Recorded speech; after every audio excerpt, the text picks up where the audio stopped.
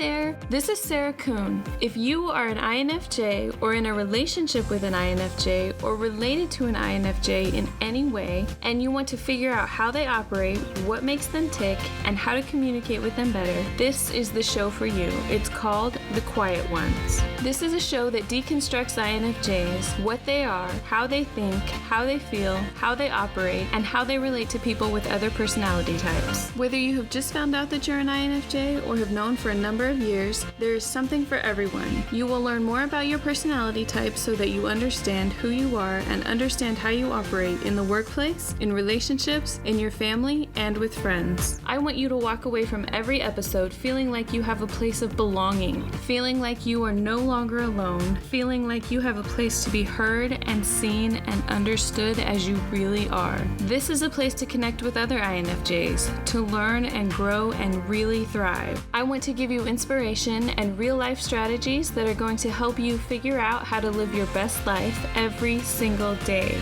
Though INFJs are very rare, you are not alone in this world. You are not the only one who thinks the way that you do and feels the way that you do. Hear from real INFJs just like you. Before we get started, just a quick word from our sponsors. Thank you to Darren, Kate, and Rachel Ann for becoming Patreon sponsors. We really appreciate your support and hope that you enjoyed the Patreon sponsor exclusive podcast episode for November called An INFJ Learning to Say No. In this episode, we discussed why it's so important for INFJs to say no, the best way to start saying no, and how to set healthy boundaries. You can help support the Quiet Ones podcast too and get access to exclusive podcast episodes, blog posts, and more when you become a Patreon sponsor for just $5 a month. Sign up today at patreon.com/INFJwoman. Find the link in the show notes. Hi there, Sarah Kuhn here, and welcome to another episode of The Quiet Ones. I'm so excited that you're here. We have a great episode today. I have been talking to some amazing ladies this week who've signed up for my program, the Growth Mindset Group. When you sign up, you get 3 free coaching calls, and with these coaching calls, we've been diving into things that they are struggling with and giving them some real doable solutions to figure out what they're supposed to do with their lives, to figure out what the right career is for them and really what their purpose is. I've also created this quiz to help you figure out what you're supposed to do with your life. I know that's a big thing for INFJs, and I want to provide you with as many resources as possible to help you figure this question out. What are you good at? What do you like to do? And what kind of career do you want? So this quiz will give you some answers, and if you put in your email at the end, I'll send you some freebies as well. You can find the link for the quiz in the show notes. Also, if you are interested in learning more about finding your purpose and finding the right career, it's not too late to get in on the free masterclasses I'm offering for joining the Growth Mindset program. I'm going to extend them for a bit longer, so anyone who wants to join them has a chance. It's only $25 a month to join, with no commitment or contract to sign. You can stop your subscription anytime that you like. If you have any questions, please feel free to send me a direct message on Facebook or Instagram, or you can email me at podcast@infjwoman.com. There's something else that I'm really excited to tell you about. I'm writing a book. I have wanted to write a book for the longest time, and I had no idea what I would write about or who would even read it. But this past year of writing my blog has really given me a lot of confidence when it comes to writing. And I so much appreciate everyone who sends me messages about my blog posts. It means so much to me. So I've been kicking around some ideas for a book for a while, and I decided to start putting some things together this past week. And I'm really surprised that I already have about 3/4 of the content done. It's about 50 to 60,000 words that you need for around a 250 to 300 page book. And I already have about 40,000 words done almost. So it's still going to take a lot of work in order for it to be ready for distribution, but it's coming together really quickly. I'm very surprised. There's also a lot that goes into putting something out there and making sure it's done right, but hopefully it will be ready to go early next year. So the title of the book is The INFJ User Guide. It's all about INFJs, our personality, what to do in certain situations, and how to handle certain things. It's meant as a guide for INFJs for their own personality and for anyone who has an INFJ in their life who just wants to know more about us. So like I said, I don't have a release date or anything yet, but I wanted to tell you about it because I'm so excited about it. If you're interested in getting updates about it, I've created a form for your email address so I can keep you in the loop. And there's a link for that in the show notes, or you can find it on the front page of my website, which is infjwoman.com. Okay, so in this episode, we're going to talk about how to survive the holidays as an INFJ. So let's get right into it. I absolutely love the holidays. It's such a wonderful time of year. I may have already started listening to Christmas music, actually probably a couple of weeks ago by now. I love this season and the cooler weather and all of the beautiful decorations, but at the same time, I'm equally stressed and excited about buying Christmas presents and giving them to my loved ones. I put a lot of thought into getting them something that they'll really like and enjoy, and it seems like it's 50-50 whether I hit the nail on the head, so they either really love it or completely hate it. I try to take notes though when they say that they like something or need something throughout the year. I have this secret file in the Notes app on my iPhone so that when it comes time to buying them gifts, I already have a list written down. I don't need to just start guessing.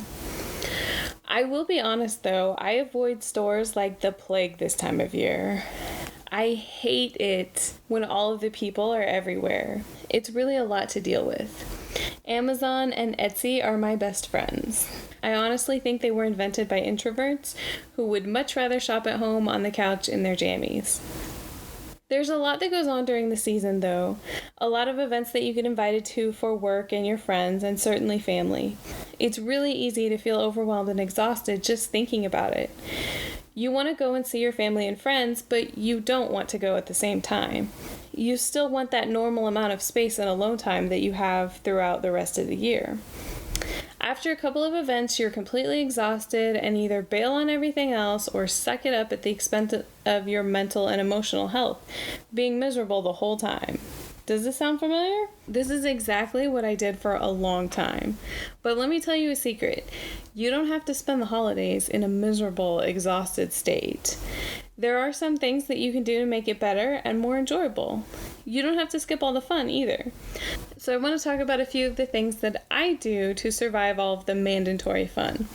That's what I call it when you're required to go somewhere and you're required to have fun. It's mandatory fun, right? So the first thing is know that it's okay to say no. Don't feel obligated just to go because everyone else is going. You don't have to say yes to every party or every event. It's perfectly fine if you say no to some things. Also remember that no is a complete sentence. You don't have to give people a reason why you're not going. You can say something like, "Thank you for the invite. I appreciate you thinking of me. However, I can't this time, but maybe next time," and leave it at that. The next thing is to know your limit. As an INFJ, I have a limit to the amount of time that I can spend around other people before I need a break or need to leave altogether. I know what that limit is and I stick to it. It's okay for you to go to an event and stay for just 1 or 2 hours. There's no rule that says you have to stay for the whole event or for 5 or 6 hours. You can leave when you start to feel drained, or possibly even before that. If the event is at a friend or family member's house, you can make them aware of this when you agree to attend so that they are aware that you'll be arriving late or leaving early. This is part of setting expectations and boundaries that's not always easy, but it's necessary. The next thing is know what you are getting into.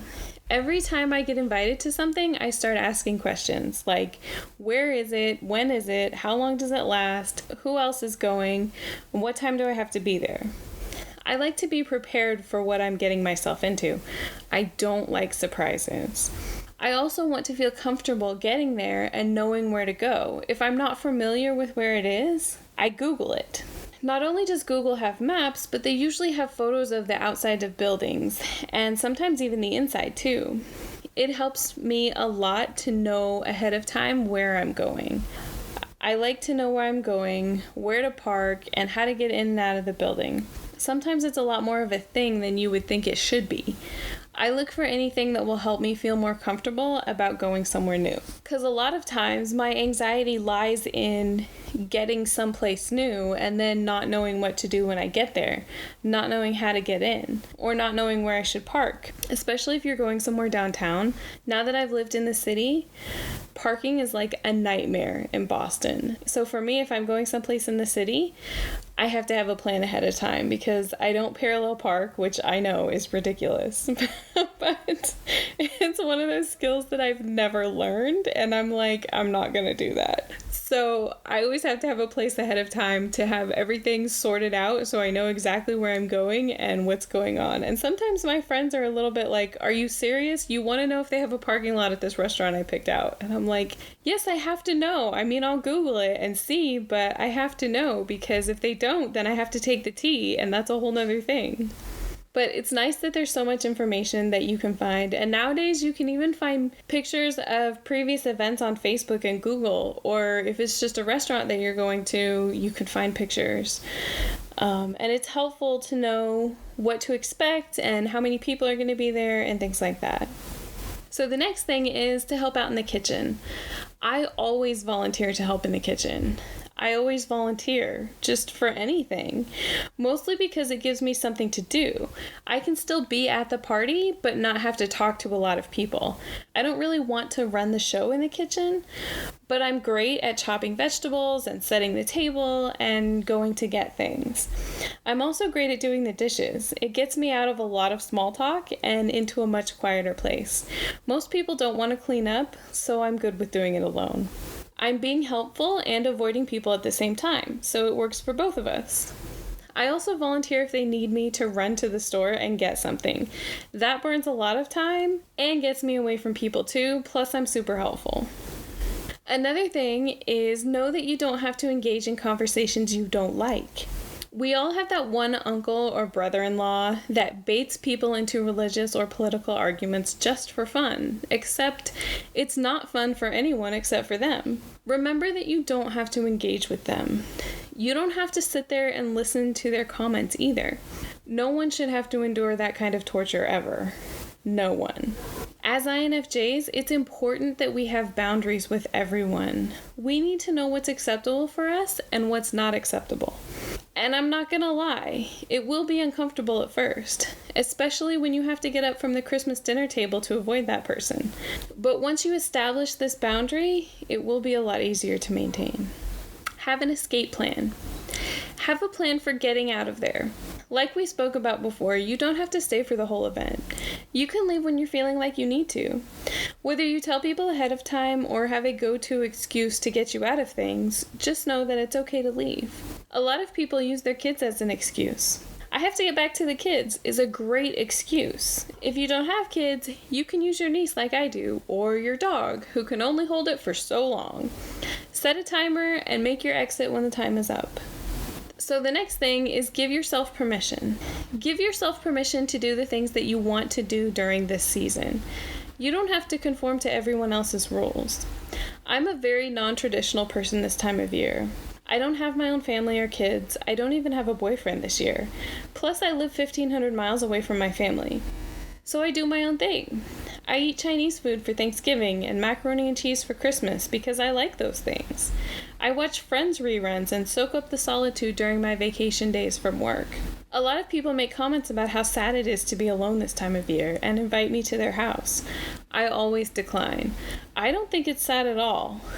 I'm happy to be healthy, and I have a lot to be thankful for. Most of all, I'm thankful that I'm not forced to be around people I don't like and have to pretend to be happy while being around them. I'll take solitude over forced conversations any day, even Christmas Day. Which brings us to our next point, which is schedule time for yourself. Make sure that you schedule plenty of time for yourself before and after all of these holidays events that you're going to rest and recharge. Self-care is so important to protect your mental and emotional health. Curl up in front of the fireplace with a mug of hot chocolate and get lost in your favorite book. Think about what you're getting yourself for Christmas as well.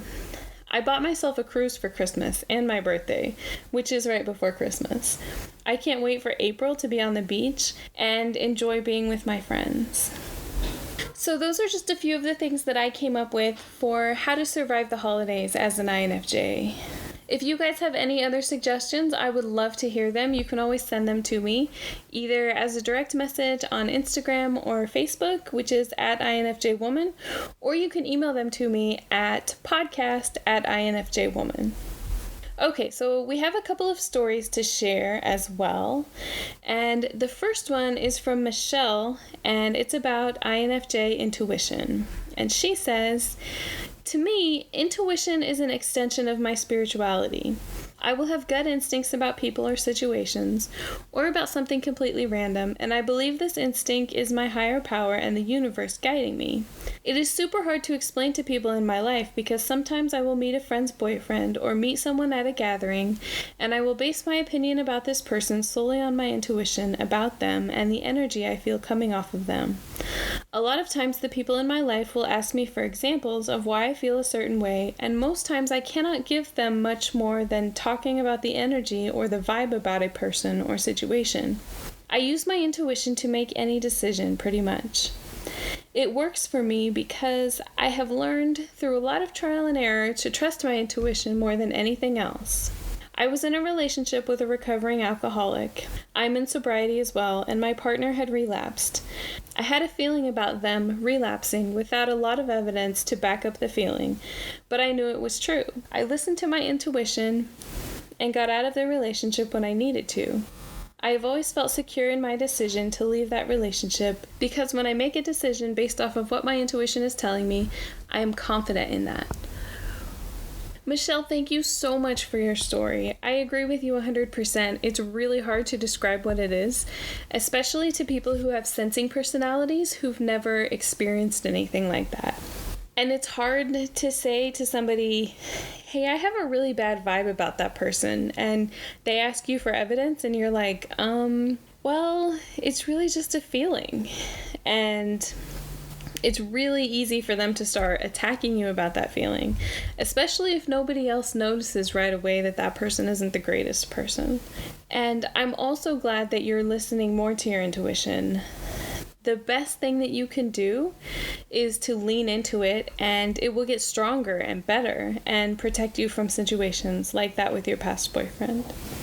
Okay, the next one is from Shay, and she says, "Hi, my name is Shay, and I'm an INFJ. Here is how I describe INFJ intuition. My sister once told me that my intuition is like an a-hole detector. Maybe that's just what I use it for mostly, but for me that intuition started as just a personal feeling or thoughts or gut feeling that I always kept to myself.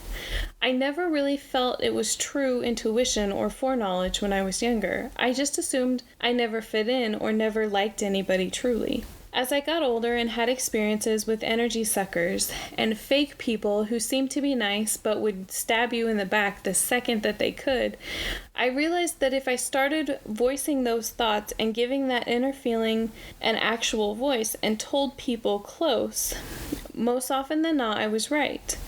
Given enough time and their true selves will show themselves, or given the right set of circumstances, and these people's real intentions would manifest in more simpler ways. Now that I'm older, I find I'm more confident in my intuition and feel on people. I pay much more attention not only to people themselves, but also to my radar, as my sister calls it. I talk about my thoughts only to those I trust. I try to explain why I feel certain ways about people. I have yet to be completely wrong, but I always know there's a chance, which I think also, in a way, cuts me off from normal connections and friendships. Some people see it as being picky or judgmental, but when I ignore my gut feelings, I usually get hurt in the end. So it's easier for me to have my close circle than a lot of people around me whom I end up feeling isolated from anyways. Voicing it helps, even writing it down. Trusting it will only make it stronger. Hope this helps. Thanks. I adore your page." Shay, thank you so much for your story. I really appreciate it. I love that you call it radar. That makes so much sense because that's really what it feels like, honestly. And you really have to pay attention to it in order for it to work. And like you said, share it with just a few people who you trust and who are supportive of you. Voicing it does help a little bit sometimes, and writing it down as well. And like you said, trusting it only makes it stronger. Okay, so I have a couple more stories, and these are about careers. And the first one is from Nyla, and she says, I follow you on Instagram and enjoy your posts. I'm an INFJ with an interesting career. I work online as a teacher. I think working online is going to be a normal thing in the future. It's perfect for me because I'm an introvert and can focus my energy with little distractions. Nyla, thank you so much for sharing your story. I absolutely love working online as well, and I agree too that it's definitely becoming more and more mainstream. Now that I live close to Boston, there are a lot of people in the city that let people work from home. So I agree with you 100% that, in the future, it'll be a lot more and more normal for people just to be working from home. Also, I'm dabbling a little bit in teaching myself with my growth mindset group program, and I've done a few master classes and things, and I love it as well. It's really nice to be able to share the information that you have with others and see how it changes their life and see how it helps them as well. So the next one is from Roxana in Amsterdam, and she says, a couple of years ago I started my website to help other introverts make an impact in their career while working full-time in corporate America at Office Depot. About 6 months ago, I found out I'm an INFJ and my whole world turned around. I was already getting miserable in my job because it wasn't fully aligned with my values or what I wanted to do with my life. I was a functional analyst in the IT department. So when I realized that I'm really not in a career that's conducive for an INFJ, I decided I needed a change. So in the span of 2 months, I moved my whole family to Europe. After living 20 years in Florida, my husband and I wanted to get back to our roots. So when the opportunity presented itself, I applied for another college degree in something that I'm actually interested in. I said, let's go. So here I am now, starting a new adventure, more aligned with my INFJ personality, and I'm so excited about what's next. Roxana, thank you so much for sharing your story. I completely love that you changed your whole life in 2 months. That sounds like something that I have done several times. It's so completely amazing that just learning more about your personality helped you to understand why you were so miserable and then helped you be able to change it as well. I absolutely love that. And I hope that you're doing well in Europe and that your new career is going well as well. Okay, so the next one is from Daily INFJ, and they said, I never finished school, too scared of social interaction. I had small, very simple jobs. I became a stay-at-home mother to disappear. And now I'm a paid cat sitter. INFJs and cats. Love it. I really have to be my own boss. Thank you so much for sharing your story. I think it's completely awesome that you found something that you love. I've never really liked cats, honestly. I really wasn't a pet person very much until I went to stay with my parents for a while, and they have a little miniature Dachshund who I absolutely adore. I always tell people that she adopted me because she really did. As soon as I walked in the door, she walked over to me and didn't leave my side. So I absolutely adore her. But yeah, if I could get paid just to watch her, I would definitely do that for sure. Okay, the next one that we have is from Susan, and she says, I have taken many versions of this personality test for work. I have given it to my students in helping them decide their careers, and I just finally figured it all out. My results were always INFJ. No biggie, I'm a teacher. My high school students always ask for guidance. I'm a people pleaser and a middle child, so I always wanted everyone to get along. I hate to read horrible news stories because I literally cannot function thinking about people in the story and how they are coping. It is all draining, and I really want to help others. I love helping my students in school and will do almost anything for those around me, but I always set boundaries. Work relationships stayed at work. I began to resent but put on the happy teacher face when students would call out to me or see me around town. I feel like a celebrity trying to hide from the paparazzi. Anyway, reading these posts had made me realize why, and I do feel better. I really thought it was a gimmick because everywhere I read that only 1 to 3% are in this category. I thought, yeah, right. I am different, but nothing special. But now more and more things are making sense. I have door-slammed old relationships, including my ex-husband, although I am forcing myself to keep some contact for the sake of my kids. My ex and my family never really understood why I divorced him. No infidelity, but just one more time where his demeaning behavior of me forced me to say, I'm done. He was floored. I asked for a divorce and slept in the kids' room until he finally gave up and left. He still wonders why we cannot be friends 10 years later. He got so much more from our 17-year marriage than I did.